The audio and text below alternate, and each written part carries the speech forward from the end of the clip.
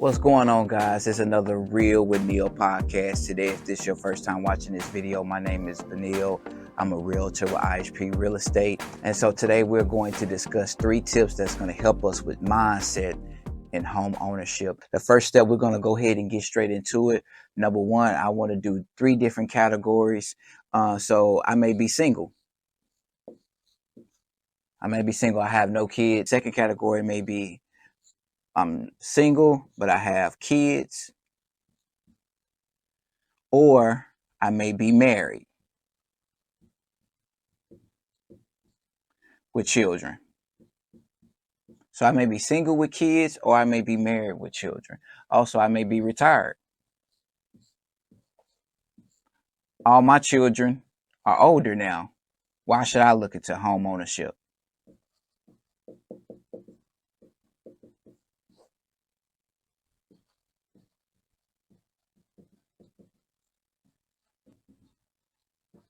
All right.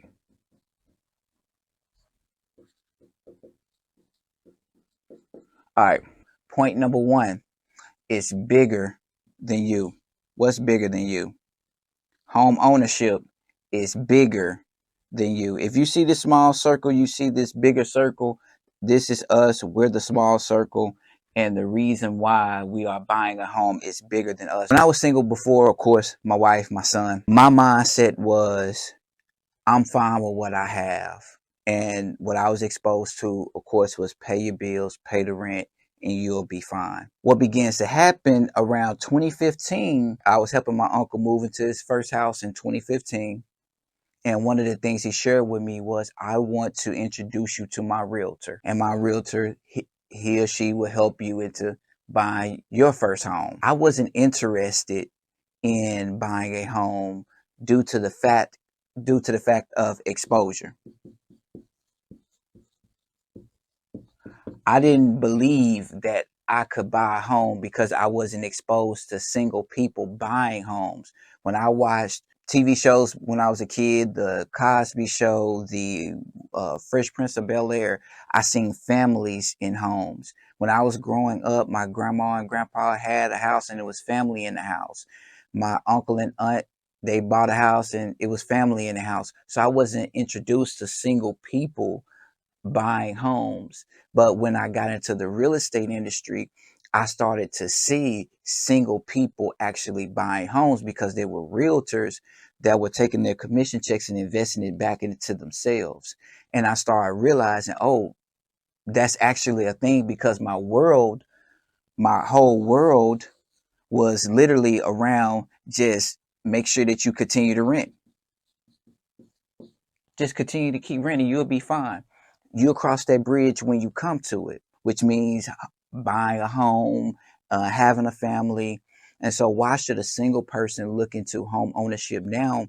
I would say is eventually you're going to want to get to this position where you want to do life with somebody, where you want to spend time with somebody, and you may end up loving them. You want to spend the rest of your life with them.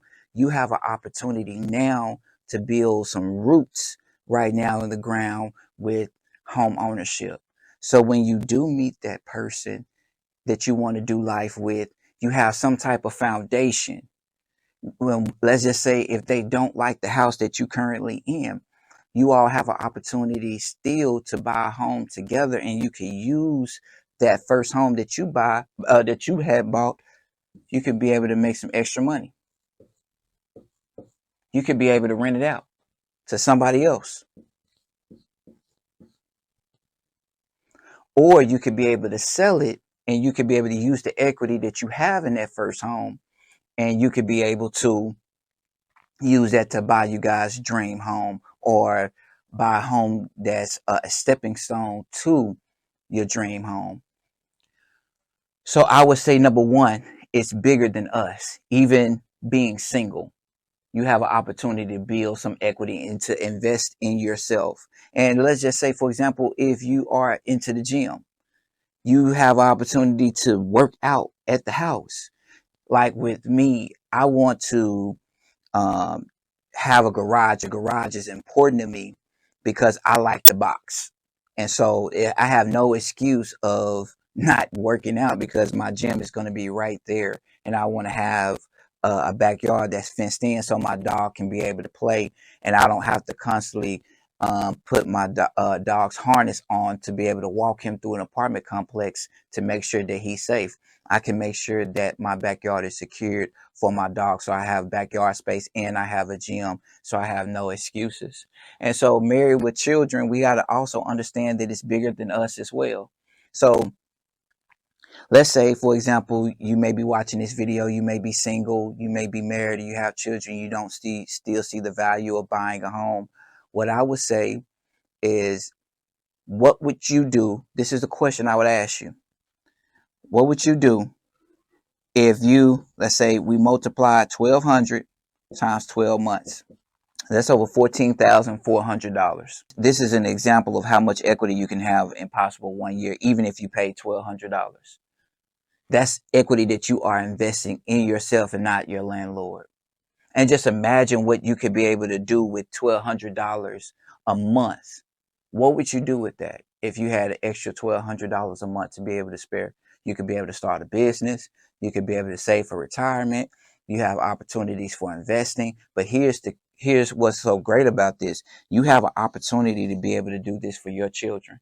You have an opportunity to be able to open up a door for them. So it's an opportunity for generational wealth, to do something for somebody else, which is your child or the person that you love, that you care about, that someone did not do for you. So point number one is, it's bigger than us.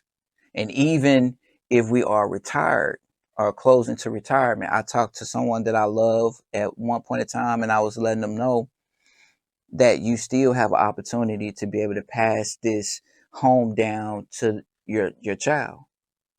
So it's still bigger than us. So point number one, if it's down to taking care of your body through convenience, you could be able to have an opportunity to decorate your house. You have an opportunity to be able to decorate your home the way you like it, and you don't have to get permission from the landlord. And let's go back to married with children. Let's say if you want to do a birthday party for your child, or you want to go swimming, you don't have to go to the local swimming pool. You can go to the backyard and enjoy your family there. I don't know about you, but there's been times that I wanted to go to the pool, but there were so many people at the local pool in my apartment complex that playing music that I personally didn't agree with. So I didn't want my family in that environment. Or there's been times where I just wanted to just walk my dog and I didn't want to have to put a harness on him. So to make sure that he's secure, I just want to open up the door and just allow him to be able to play and roam and have fun. You could be able to buy your dog a yard.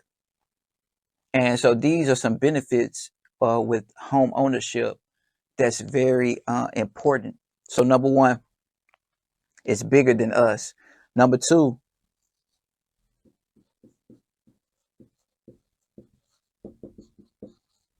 I was living a life of insanity. So what that means is I was doing the same thing, expecting different results. So when I was younger, I knew I wanted more. I knew I didn't want to be in my environment anymore, but wasn't doing the steps that it took to get out of the environment. You could be able to listen to free podcasts. You could be able to check out local books. You could be able to go to home buyer seminars to get the information. My point is, if you are willing to educate yourself, you could be able to get out of these environments, because we are transformed by the renewing of our mind. And when we start to think differently, we start to look at things differently, and then we begin to find or connect with different people, or connect with different, or think of different strategies on what could get us out of these situations. But it started with the mind. I look at it similar to a relationship with home ownership versus renting.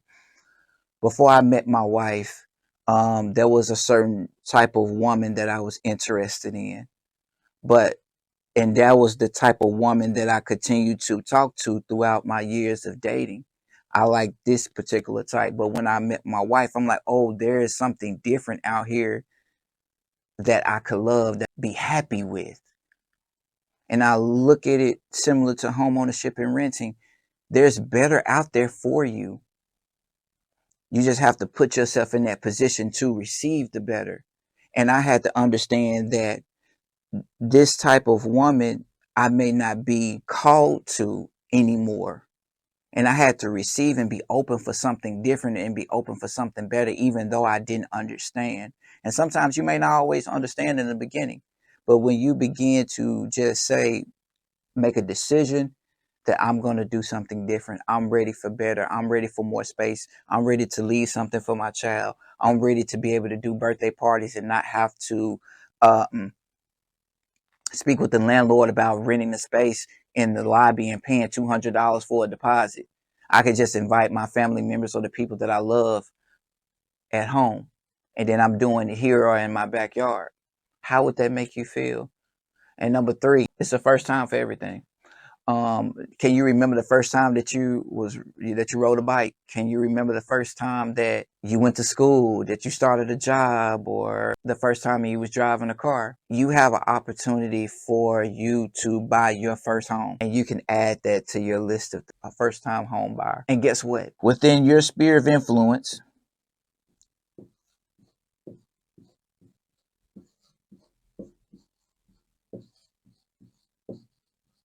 it trickles down to them.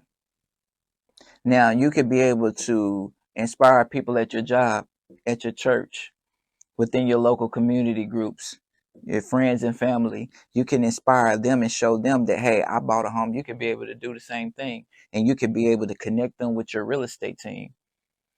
So these are the 3 points that I would say.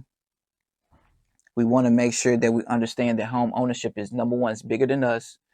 Number two, we cannot live a life of insanity where we're doing the same thing, expecting different results. And number three, it's a first time for everything, literally.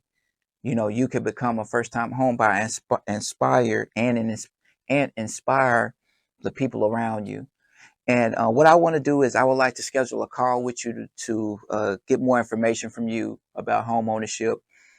And I want to lead your family in the right direction. Me and my family currently are looking to buy a home as we speak. Got to get out of renting.